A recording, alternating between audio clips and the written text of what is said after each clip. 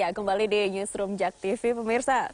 Kiai Marsudi, sahabat Anda, Pak Ali, ketika mendapat momen masuk ke istana ini banyak sekali mendapat serangan pro dan kontra, pendapat yang berbeda-beda tentu saja. Bagaimana pendapat Anda?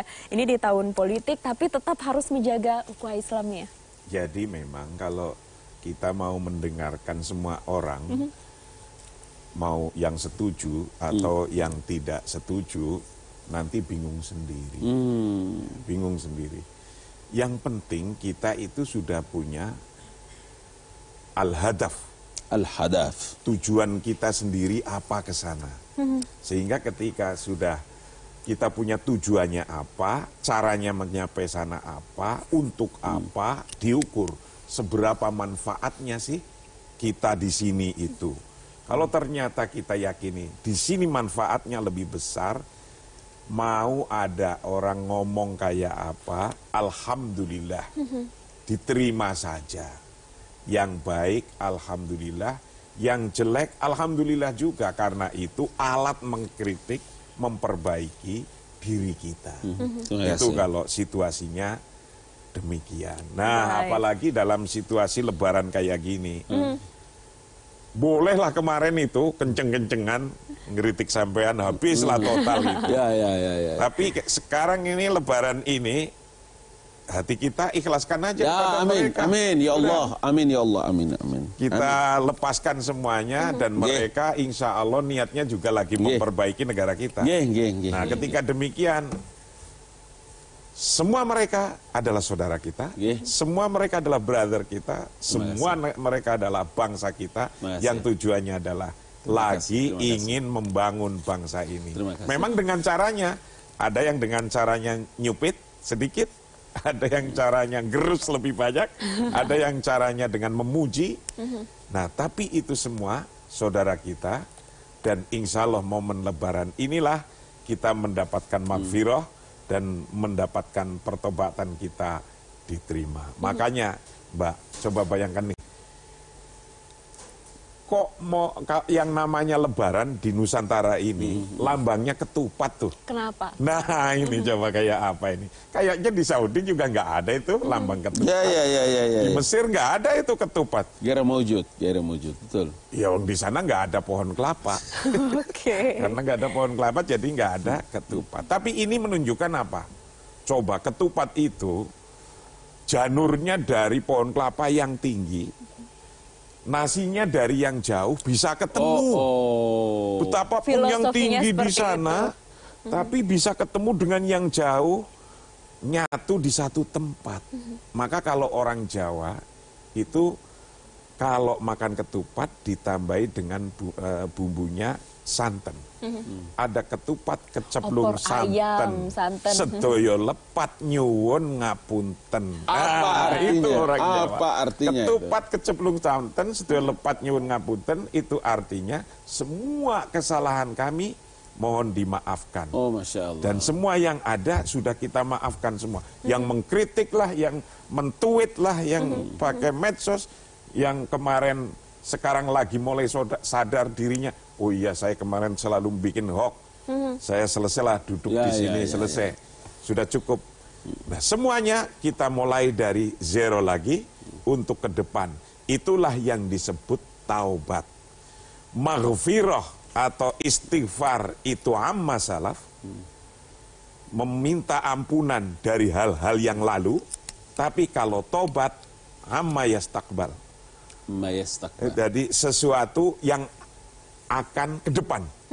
Saya tidak akan melakukan ini lagi ke depan. Itu namanya taubat. Baik. Ini di depan ada tahun politik yang 2019 mungkin akan menjadi yang luar biasa, Pilpres. Tapi sekarang harus melupakan dulu segala dendam masalah yang ada, ikhlas dengan semuanya, tapi tentu ada tantangan yang luar biasa Pak Ali di tahun politik. Seperti apa?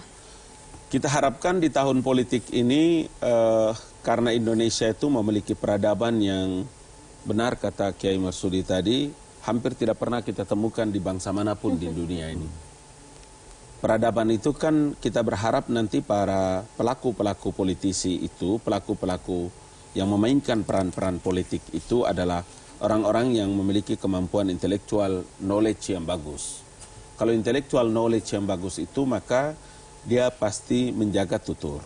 Dia pasti menjaga perangainya, ya kan? Sebetulnya yang pertama itu adalah mereka yang memiliki keyakinan dan percaya kepada Tuhan, kepada Allah Subhanahu wa taala yang sangat kuat. Jadi kalau ada yang berbuat mau memfitnah, menyebarkan hoax, kemudian mengadu domba, dia merasa takut karena ada Tuhan, dia percaya.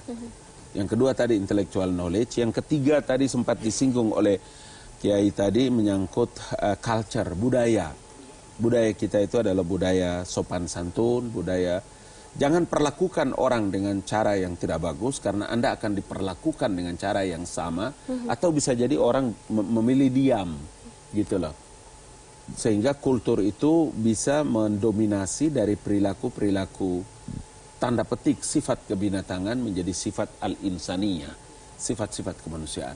Ada yang keempat begini, di tahun politik ini harus ada perilaku-perilaku dan hasil yang bagus untuk menjadi legacy, ditinggalkan kepada generasi baru, the young generation.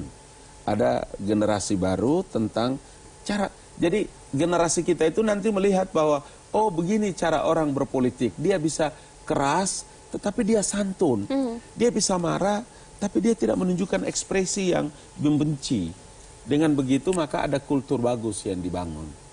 Dan yang ketiga itu adalah, yang kelima itu, kita punya kultur yang sama. Kultur apa itu? Kultur membangun Indonesia. Indonesia ke depan itu sangat ditentukan dari para politisi. Indonesia ke depan itu sangat ditentukan dari bagaimana perangai para tokoh memainkan peran politik di ruang publik. Wajah politik ke depan, wajah bangsa ke depan itu adalah wajah pemimpin-pemimpin yang tidak mengkapitalisasikan pangkatnya, jabatannya untuk kepentingan diri sendiri dan keluarga atau kolehannya. Wajah politisi dan negara ke depan itu sangat tergantung kepada para pemangku kuasa negara, DPR, eksekutif, legislatif, yudikatif, dan lain-lain sebagainya. Karena itu di tahun politik ini sekali lagi ya dari lubuk hati yang paling dalam, saya kira Ramadan satu bulan kemarin bisa mewarnai langkah-langkah kita dalam percaturan politik di tahun menuju 2019. Pak Ali, pilihan Anda memilih jalan yang lain, ini tentu saja membuat kecewa barangkali teman-teman Anda di sisi yang sebelumnya bersama-sama jadi dengan Anda. Saya berkali-kali bilang bahwa politik itu kan dinamis, politik itu sangat terpegantung. Menjaga hubungannya seperti apa? Bisa, saya baik.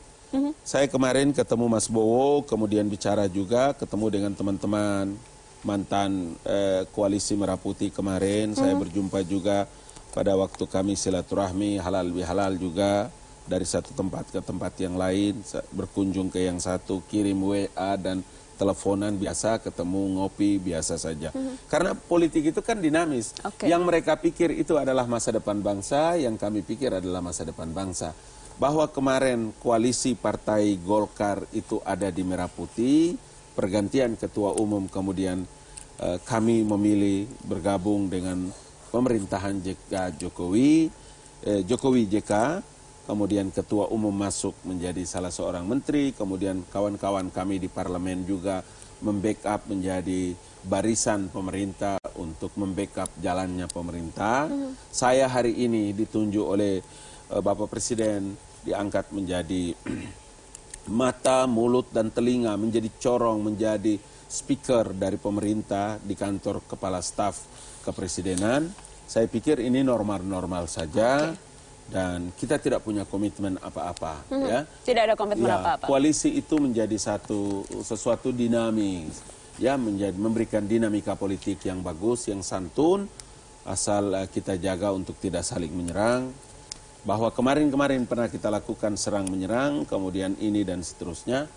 Mudah-mudahan ya kita berharap bahwa menyongsong tahun 2019 di tahun-tahun politik ini tetap kita menjaga tata krama dan orang Jawa bilang totok kromo. Itu saya suka bilang.